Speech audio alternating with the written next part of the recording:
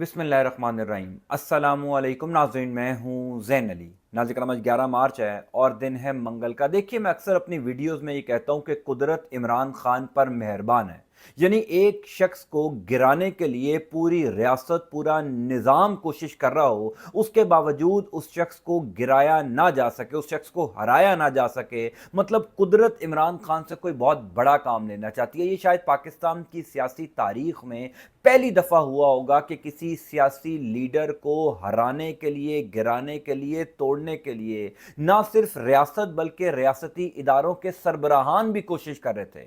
Chief justice of Pakistan समेत तमाम तर रियासती इदारों के सरबराहान इमरान खान को तोड़ने में लगे हैं, लेकिन इमरान खान को तोड़ा नहीं जा सका। आज 11 मार्च है, मंगल का दिन है। इमरान खान के लिए एक बहुत बड़ी खुशखबरी है। यूं कह लीजिए कि पिछले 2-2.5 साल में इमरान खान और पाकिस्तान तहरीक इंसाफ के खिलाफ जितनी भी रियासती कार्रवाइयां हुई, जो जो इदारे पाकिस्तान तहरीक इंसाफ और इमरान खान के खिलाफ कार्रवाइयां करने में मसरूफ रहे, आज इमरान खान उन तमाम तर कार्रवाइयों में सुरखरू हो गए हैं। पिछले चंद घंटों से शहर इक़्तिदार में एक तहलका खेज तबाहकुन इंटरव्यू ने तूफान बर्पा कर दिया है। वो इंटरव्यू जो इमरान खान के हक में एक बहुत बड़ी गवाही और बहुत बड़ा एतराफ़े जुर्म है। तफसीलात से मैं आपको आगाह कर देता हूँ। देखिए, आपको याद होगा 8 फरवरी 2024 के इंतखाबात के बाद रावलपिंडी के कमिश्नर लियाकत अली चट्ठा ने रावलपिंडी में एक इंटरव्यू दिया था।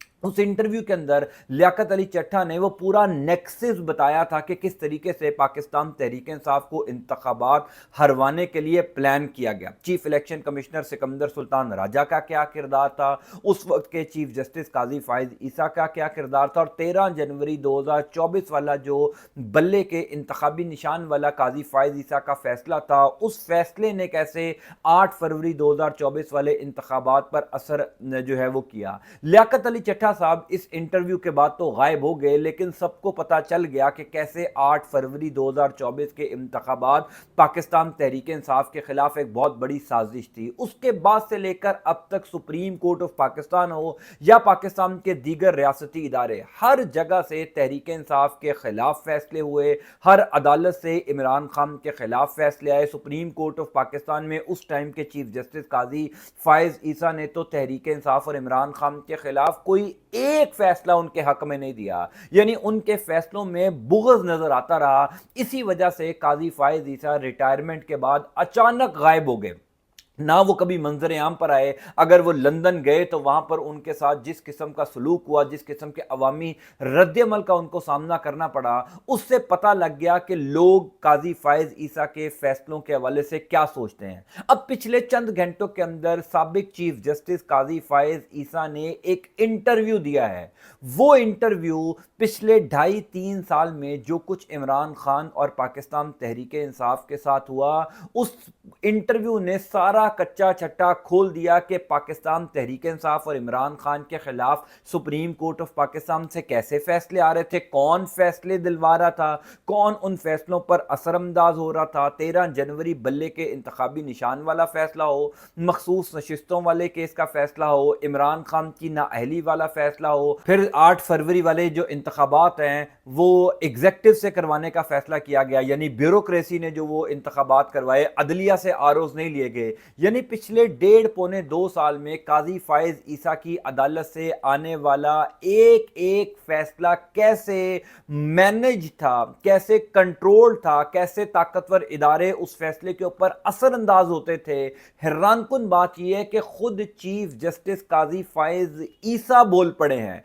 काजी फाइज ईसा ने यह पहली दफा एतराफे जुर्म कर लिया है। तफसीलात मैं आपको बता देता हूं। देखिए, आज मेरा इस बात के ऊपर और ईमान हो गया है कि कुदरत इमरान खान पर मेहरबान है। यानी एक शख्स को अगर हराने के लिए, गिराने के लिए पूरी रियासती मशीनरी काम कर रही हो, उसके बावजूद वो शख्स हार ना रहा हो, उसके बावजूद उस शख्स के खिलाफ रियासत के अंदर बैठे हुए लोग गवाही दे दें, और वो लोग गवाही दे दें जो कुछ अरसा पहले तक उस शख्स के खिलाफ फैसले दे रहे हों, तो इसका मतलब कुदरत इमरान खान से वाकई कोई बहुत बड़ा काम लेना चाहती है। काजी फाइज ईसा साहब ने कुछ 2 या 3 दिन पहले एक इंटरव्यू दिया है। वो इन दिनों में लंदन के अंदर मौजूद है जब से काजी फायज ईसा रिटायर हुए हैं। मेरी इतला के मुताबिक काजी फायज ईसा चंद दिनों के लिए पाकिस्तान आए और वो भी बड़ी गुमनामी में, बड़ी रूपोशी में छुप छुपा कर एयरपोर्ट से बाहर आए और उसके बाद वो वापस जो है वो बैरून मुल्क चले गए। पहले वो टर्की में मौजूद थे, फिर वो बरतानिया चले गए।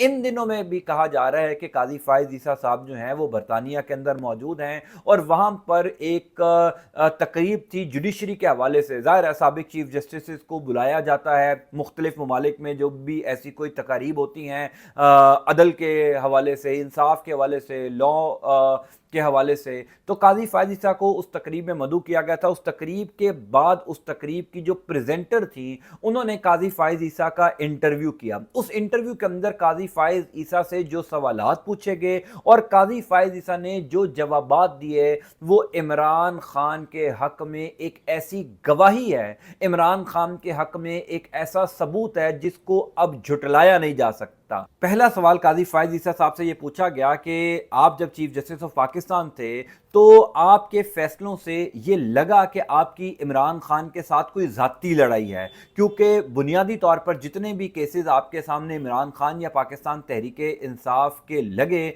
उन फैसलों के अंदर आपका पर्सनल इंटरेस्ट नजर आया, उन फैसलों के अंदर इंसाफ या कानून नजर नहीं आया, आईने पाकिस्तान की रूह से वो फैसले नहीं दिए गए। पहली बात तो ये बहुत बड़ी है कि एक बैरून मुल्क की सहाफ़ी, एक प्रेजेंटर जो है वो चीफ जस्टिस को आईना दिखा रही है कि सिर्फ पाकिस्तान में लोगों को नहीं पता कि आपका दौर पाकिस्तान की अदलिया की तारीख का कितना स्यातरीन दौर था, पूरी दुनिया को पता है। दुनिया का मीडिया अब इसके ऊपर बात कर रहा है। तो काजी फायज ईसा ने इस सवाल का जो जवाब दिया वो दरअसल इमरान खान को सुरखरू करने के लिए था।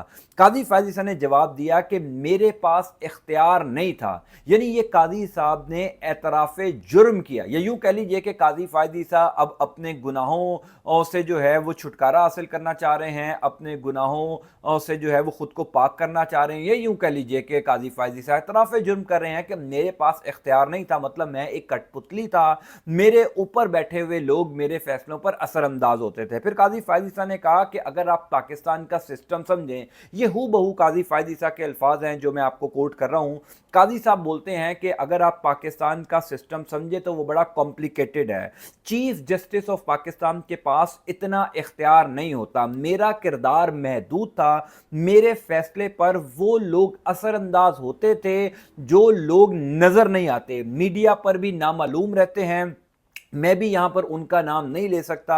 मेरे फैसले पर कुछ लोग असरअंदाज होते थे। मेरी इमरान खान या पाकिस्तान तहरीके इंसाफ से कोई ज़ाती लड़ाई नहीं है, मेरे से ज़्यादा लड़ाई इमरान खान के साथ इस सिस्टम की है। यानी आप अंदाज़ा कीजिए कि एक चीफ जस्टिस ऑफ पाकिस्तान हो, वो ये एतराफ़ कर रहा हो कि मैं बेबस था।